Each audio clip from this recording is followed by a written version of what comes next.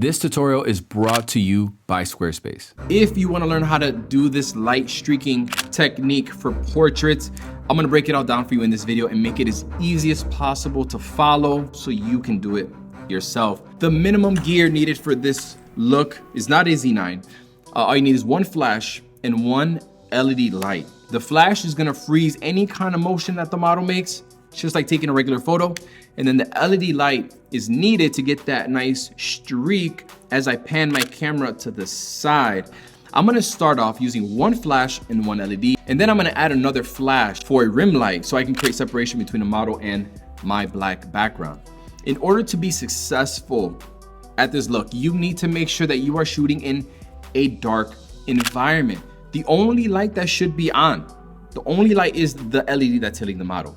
If you have a modeling light on one of your flashes, that's gonna ruin the entire look. The settings that you choose are gonna make or break this shot, but mainly it's all about the shutter speed. I found that using a 1 second long exposure worked best for this look, and I'll explain why that is later. You wanna keep your ISO as low as possible and then adjust your aperture accordingly. But if you're shooting in a dim studio like I was that day, your settings won't look too much different than mine. To get a nice light streak like this, the technique that you're gonna use with the camera is gonna dramatically affect the final photo. See, the trick is to move the camera as slow and as smooth as possible. Well, you could even use a tripod if you want, but if you move too fast, then you're gonna get something that looks like this. All right, so when you're setting up for this shot, the placement of the LED light is really important. And there's no wrong way of doing it, but I placed it right next to her because that's the direction that I want the light streak to go in. Also, I didn't want the light to bleed like all the way across the face. So it was just kind of like, you know, just coming off this side of the face. I placed my flash with the Manny Ortiz Beauty Dish, you know, the best light modifier, directly in front of her. It was angled down. So in terms of the shot, this is what you're gonna want to do. Turn your flash off and adjust the brightness of the LED until you get a nice exposure on her. And then you do the same with the flash until you get a nice balance between both of the lights. And then right after you take the photo, you slowly pan, very slowly and smoothly to the side. And here I was panning to the right so that the streak went to the left of her. The farther you pan in that 1 second that the shutter's open, and it's funny, this doesn't even have a shutter, but that 1 second, the longer you pan, the farther you pan, the longer the streak is gonna be. If you speed up the pan or just move the camera fast like this, you're gonna get a more defined double exposure look. So there's a lot of creative potential here with this technique. Again, I can't stress it enough. You wanna make sure that your technique, right after you press the button, really nice and smooth. It makes all the difference. You're gonna have to just play with it and play around yourself and just see what works best for you. You can also ask the model to do another pose right after the flash goes off, kind of like this.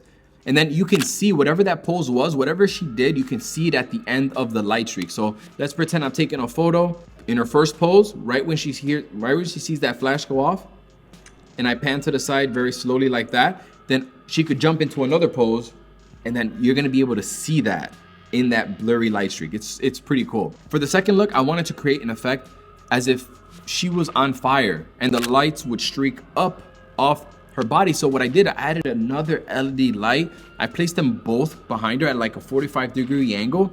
I used the same technique as I did for the first shot, but this time I panned my camera moving downwards after I pressed the shutter so that the orange lights would streak going up. Again, the speed that you move your camera after you press the shutter is gonna determine how blurred and how smooth that streak is. And this one was a little bit harder, but I'm talking you have really, really soft and subtle. It's gonna give you that kind of, that fire effect. Now just think about how many ways you can approach something like this. Maybe even with slower shutter speeds, or maybe just introducing more lights. I mean, this concept isn't new, but sometimes it can be hard to replicate and follow along because all it takes is one little thing to throw everything off. But the nice thing about this technique is that you can practice with just about anything. You don't need a model. That's exactly why I purchased my mannequin. It allows me to practice new ideas without having the pressure of having a human being standing in front of you, looking at you like, bro, do you even know what you're doing?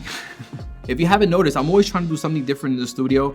So maybe I'll be doing more complex shoots like this later on this month. Give my sponsor a shout out. That's Squarespace. All right, if you don't have a website or you're not happy with the one you have, you should be checking out Squarespace. I literally have been using them for many, many years.